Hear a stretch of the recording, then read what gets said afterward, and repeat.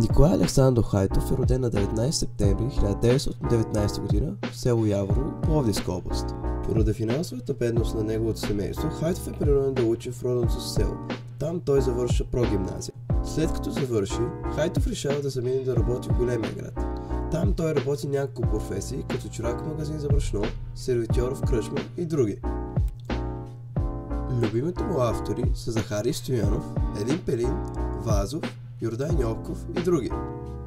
През 1938 той завършва гимназията в Асеновград, а 6 години по-късно, през 1943 той завършва Софийския лесотехнически факултет. Малко след дипломиране си той започва работа в различни горски стопанства, но бива хванат неправилно да раздава дърва и бива осъден на 8 години в затвор и моментално става уволнен от Министерството на горите. Първият му очерк е публикуван през 1954 г. в списание Септември.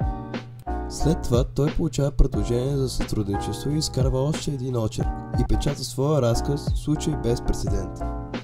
Пише още редица очерци за вестници "Работническо село" и "Кооперативно село". През 1957 издава първата си книга "Съперници", която се състои от очерците, които е печатал досега. От 1959 е приет за член на Съюза на българските писатели, накратко СБП, и работи като редактор на вестници "Наша родина" и "Народна култура".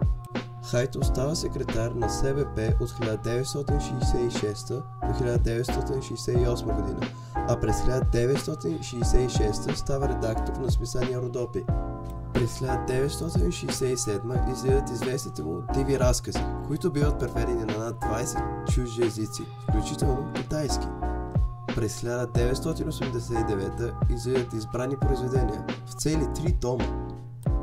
От 1993 до 1999 Хайтов е председател на Съюза на българските писатели. По време на своя живот Николай Хайтов печели няколко призивни награди, като Димитровградската награда за проза, литературната награда Йордан Йовков и Вазовата награда за литература. Хайтов бива избран за академик през 1997 от Българската академия на науките. Хайтов умира на 30 юни 2002 г. на 82 годишна възраст от левкемия.